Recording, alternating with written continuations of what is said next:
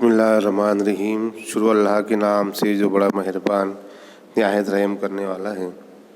तलबा अज़ीज़, इस उर्दू ऑनलाइन तदरीस में आप तमाम का इस्तकबाल है। उम्मीद है आप लोग खैर आफियत से होंगे। आपकी दरसी किताब का गीत नंबर 28, जिसका उन्वान है मौसमों का गीत और जिसके शायर है अली सरदार जाफरी। तो आइए सबसे पहले शायर का तारुफ देख लेते हैं कि अली सरदार जाफरी की पैदाइश ईस्वी सन 1913 में हुई और वफ़ात ईस्वी सन 2003 वतन बलरामपुर में हुई। अली सरदार जाफरी का ख़ानदान मज़हब का बड़ा पाबंद और परहेज़गार था। इब्तिदाई तालीम सुल्तानुल मदारिस में लखनऊ से हासिल की। दिल्ली यूनिवर्सिटी से BA और लखनऊ यूनिवर्सिटी से MA के इम्तिहानात पास किए। तालिब इल्म के ज़माने से ही जद्दोजहद आज़ादी में शरीक रहे और इस सिलसिले में उन्हें 2 बार जेल जाना पड़ा। यानी आज़ादी की लड़ाई में भी वो शरीक थे जद्दोजहद में, और इस सिलसिले में उन्हें 2 बार जेल भी जाना पड़ा। बुनियादी तौर पर नज़्म के शायर हैं, लेकिन गज़ल में भी उन्होंने अलग अंदाज़ अपनाया है। शायर होने के अलावा एक अच्छे मुकर्रिर और नस्र निगार भी है। यानी शायर के साथ साथ वो एक अच्छे मुकर्रिर, तकरीर करने वाले और नस्र निगार यानी कि सबक के मुसन्निफ भी है। नए अदब और गुफ्तगू जैसे मौक़िर अदबी रसाइल की इदारत भी करते हैं। ये नया अदब और गुफ्तगू जो रसाले हैं जो छपते हैं, उसकी इदारे भी वो चलाते हैं थे। सरदार तरक्की पसंद अदब के अहम सुतून माने जाते हैं और ईस्वी सन 1976 में उन्हें हुकूमत ने पद्मश्री के खिताब से नवाजा। पद्मश्री एक अवार्ड होता है, वो हुकूमत की तरफ से उन्हें मिला। परवाज़, पत्थर की लकीर, एक ख्वाब और पैरन शरर उनके शेरी मजमूए हैं। तरक्की पसंद तहरीक और लखनऊ की 5 रातें उनकी नसरी किताबें हैं। एक ख्वाबपुर उन्हें श्वेत देश का नेहरू अवार्ड भी इनायत किया गया। उनके मजमूई खिदमात के एतराफ़ में उन्हें मुल्क का अहम तरीन और बावकार एजाज़ ज्ञानपीठ से भी सरफराज किया गया है ना। उनकी अदबी खिदमात की बदौलत उनको ज्ञानपीठ अवार्ड भी दिया गया। मंदरज़ेल नज़म कालिदास की नज़म रेत सुतून हार से माखूज़ है, ली गई है। हमारे यहाँ 12 मासा से लेकर क्लासे की जो शायरी में मौसमों की शायरी की जो रिवायत मौजूद है, उसका गहरा असर सरदार जाफरी की नज़्म पर नज़र आता है। ये नज़्म अपनी गोनो शेरी कैफियत के सबब उर्दू नज़मिया शायरी में अपना एक मुनफरद मकाम रखती है, अपना एक अलग मकाम रखती है। तो आइए अब नज़्म का गीत की शुरुआत करते हैं कि लो आती है खिज़ा गाँव की कुंवारी जैसी, नाज व अंदाज की जा हुस्न की नाजुक मूरत, बालिया धान की बालों में सजा रखी है, दोनों रुखसार दमकते हैं कवल की सूरत, जिस्म पर घास के फूलों का महकता मलबूस, अपनी रफ्तार से हंसों को भी शर्माती हुई, इसके स्वागत में चहक उठती है चिड़िया जैसे, किसी माशूक की पायल की सदा आती हुई है, और रात की मांग में तारों की सुनहरी अफशा, ताज महताब से कुछ और भी रोशन है जबी, पैरन चांद की किरणों का चमकता रेशम। तो इस गीत में, मौसम के गीत में, यानी जो खिज़ा का मौसम है, उसकी खिज़ा का मौसम किस तरह आ रहा है, उसकी आमद कैसी है, उसके मुतालिक है गीत में शायर ने हमको बताया है।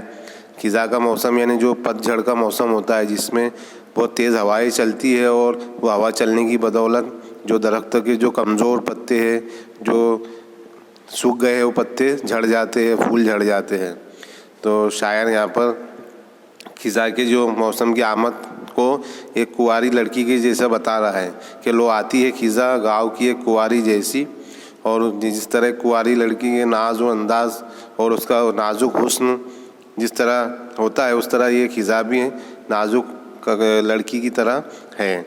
और बालिया धान की बालों में सजा रखी है, यानी बालिया धान की जो है खेती होती है, वो चावल के जो छिलके होते हैं, चावल होते हैं, उसको छिलकों के साथ होती है। तो वो धान की तो वो धान जो है वो उन्होंने लड़कियां कान में लगाती है। चावल की खेती के जो धान होते हैं वो बालियों की तरह कान में लगाती है। तो यहाँ पर भी जो खिज़ा के मौसम ने एक कुंवारी लड़की की तरह जो धान है वो बालियाँ कानों में सजा रखे हैं। दोनों रुखसार दमकते हैं कवल की सूरत, और रुखसार के माने तो गालों के, तो दोनों गाल उनके एक कवल के फूल की तरह दमकते हैं, चमकते हैं। जिसमें पर घास के फूलों का महकता मलबूस अपनी रफ्तार से हंसों को भी शर्माती है।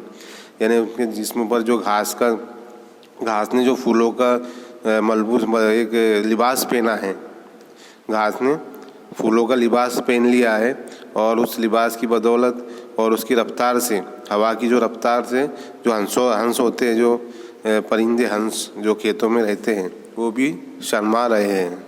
और उसके स्वागत में चहक उठती है चिड़िया, और जैसे किसी माशूक की पायल की सदा आती हो। हवा ऐसी चल रही है जैसे किसी माशूक ने पायल पहनी हो और पायलों की सदा इन्हें आवाज़ आ रही है।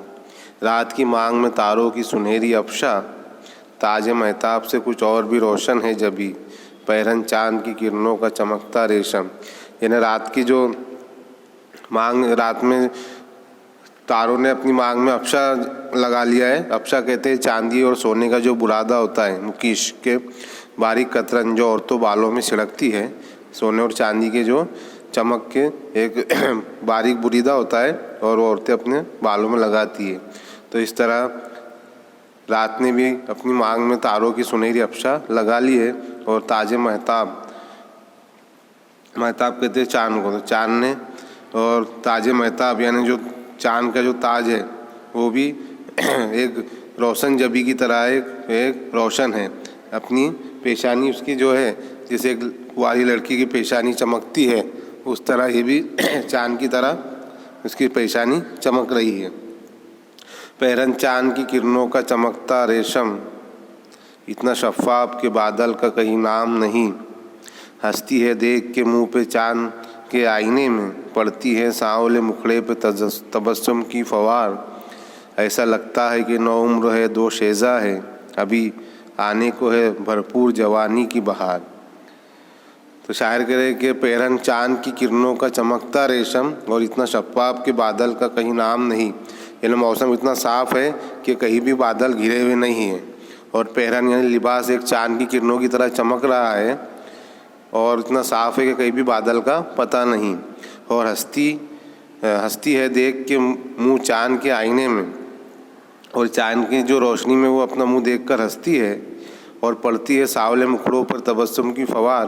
तबस्सुम कहते हैं हंसी को, और उसके सांवले से मुखड़े पर एक तबस्सुम की फवार फूटती है। ऐसा लगता है कि एक नौ उम्र दो शेजा कहते हैं। नौ उम्र यानी बहुत कम उम्र, जिसको नाबालिग कहेंगे, और दो शेजा यानी कुंवारी, इतनी कम उम्र है। ऐसा लगता है कि अभी आने को है भरपूर जवानी की बहार, यानी उसको अभी जवानी की बहार आने को है, अभी बहुत कम उम्र है। तो ये बंद में शायर ने जो खिज़ा के मौसम की आमद को बयान किया गया, एक गांव की कुंवारी लड़की की तरह उसको बयान किया है। अब दूसरा बंद देखते हैं कि धान के खेत वो उस्तादा समर बारे दरख्त, झूम उठते हैं जब आते हैं हवा के झोंके, और लेके आगोश में जब नाचती है बादे खिज़ा। फूल ही फूल बरस जाते हैं पेड़ों के तले, झरझरी लेती है आहिस्ता कवल की झीलें, और कलियां मुँह चूम के कलियों का झिझक जाती हैं। इश्क के मारों को आता है मोहब्बत का ख्याल, और ख्वाहिशें दिल के कटोरों से छलक जाती है। तो शायर यहाँ इसमें कह रहे हैं कि धान के जो खेत है, यानी चावल के जो खेत है, और उन खेतों के अंदर उस्तादा समर, यानी जो दरख्तों पर समर कहते हैं फल को, जो फलों के जो दरख्त हैं वो एकदम सीधे खड़े हैं, और जब हवाएं चलती है तो वो झूम उठते हैं, और हवा के झोंके आते हैं तो सब फल झूम जाते हैं, झूमते हैं। और लेके आगोश में जब नाचती है बादे खिज़ा यानी खिज़ा की हवा, तो फूल ही फूल बरस जाते हैं पेड़ों के नीचे। जैसी हवा चलती है तो पेड़ों पर के जो पत्ते हैं और फूल है वो पूरे हवा से पेड़ के नीचे बरस जाते हैं, जैसे बारिश हो गई है फूलों की। और झरझरी लेती है आहिस्ता कवल की झीलें, कवल जो है वो कीचड़ में होते हैं, पानी में होते हैं, तो हवा से उसकी झीलें भी झरझरी लेती है। कलियां मुँह चूम के कलियों का झिझक जाती है, और इश्क के मारों को आता है मोहब्बत का ख्याल। ऐसी हवा चलती है कि जो इश्क के मारे हैं उनको अपनी मोहब्बत का ख्याल आ जाता है, और ख्वाहिशें दिल के कटोरे में उनकी छलक जाती है। इसके बाद है कि इस खिज़ा में भी मगर तू है बहारों की बहार, नौजवान जिस्म से गुले रंग शगुफ़े फूटे, और प्यार के हाथ मोहब्बत से सवारे तुझको, कभी होठों कभी मुश्ताक निगाहों से छुए, और मुस्कुराए तेरे पैरों की हिना और महके, ज़ाफ़रा जिस्म की सीने का सुनहरा संदल, दिल पे अशाक के जुल्फ़ों की घटाए बरसे, और ढूंढे खुद भौरों को हंसी हुई आँखों के कवल।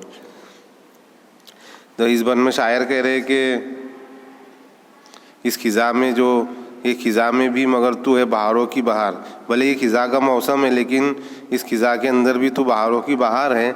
हवाएं जो चल रही है वो बहारों का हमको पता दे रही है। और एक नौजवान जिस्म से गुले रंग शगुफ़े फूटे, जिस तरह एक नौजवान जिस्म से गुलों के फूलों के जो शगुफ़े फूटे हैं, और प्यार के हाथ मोहब्बत से सवारे तुझको, और प्यार के जो हाथ है वो भी मोहब्बत से तुझको संवारते हैं। कभी होठों कभी मुश्ताक निगाहों से छुए। मुश्ताक के मायने होते आरज़ूमंद, ख्वाहिशमंद। तो कभी होठों से तो कभी निगाहों से तुझे छूते हैं। और मुस्कुराए तेरे पैरों के हिना और महके, और तेरे जो पैरों में हिना के मायने तो मेहंदी लगी हुई वो भी मुस्कुराती है और महकती है। और ज़ाफ़रा जिस्म के सीने का सुनहरा संदल। ज़ाफ़रा कहते हैं एक खुशबूदार पौधा जिसके फूल जर्द और उसकी जड़ें प्याज की तरह होती है। एक खुशबूदार पौधे को ज़ाफ़रान कहते हैं। और उसके खेत में जब जाओ तो हमको फ़रहत बख्श खेत होते हैं, उसके एकदम खुशी मिलती है। और उसके मुतालिक एक मशहूर है कि जो भी इंसान ज़ाफ़रान के खेतों में जाता है वो हंसे बगैर नहीं रहता है, यानी एकदम उसको खुश हो जाता है, मुस्कुराता है। तो शायर कह रहे कि ज़ाफ़रान जिस्म की सीने का सुनहरा संदल। और संदल भी एक खुशबूदार लकड़ी होती है जिसको घसकर सर में दर्द होता है तो लगाते हैं, और औरतें अपनी मांग में सजाती है, सब वो उसको संदल कहते हैं। और दिल पे अशाक की जुल्फ़ों की घटाए बरसे। और ऐसी हवाएं चल रही है कि अशाक जो है आशिक की जमा, उनके भी आशिक की जुल्फ़े की भी घटाए बरस रही है, उनकी जुल्फ़े भी हवा में लहरा रही है।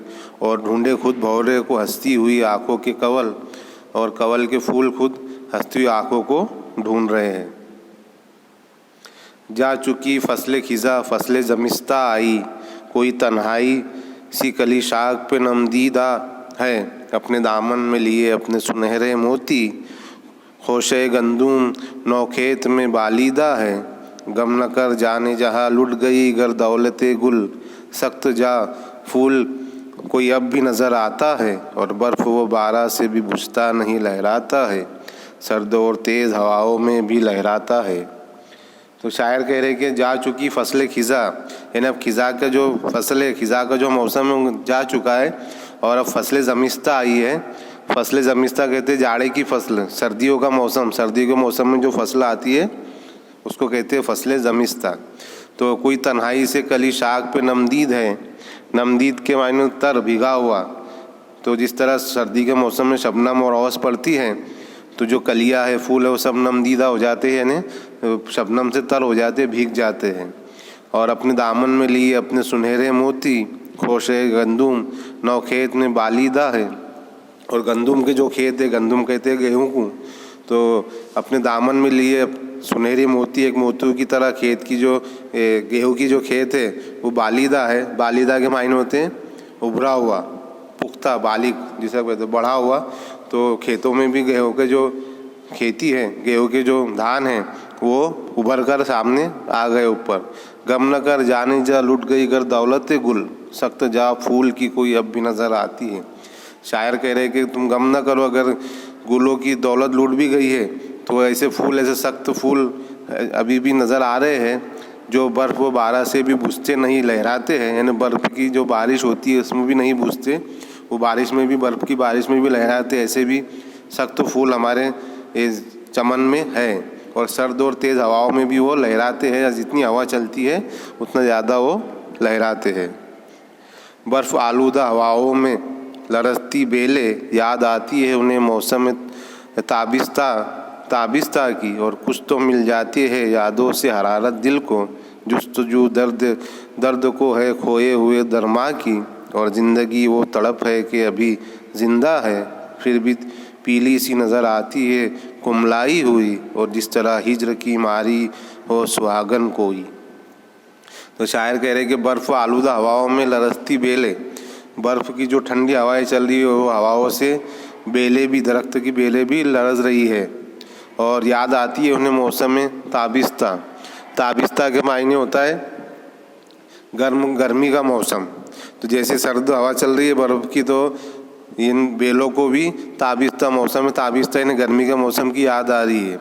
और कुछ तो मिल जाती है यादों से हरारत दिल को, और जिस तरह किसी की याद करके दिल को हरारत मिल जाती है, उसी तरह ये भी मौसम गर्मा की याद करके दिल को हरारत को महसूस कर रहे हैं। जुस्तजू दर्द को है खोए हुए दरमा की, यानी दर्द को एक ये दरमा यानी इलाज की जुस्तजू है, इलाज की तलाश है।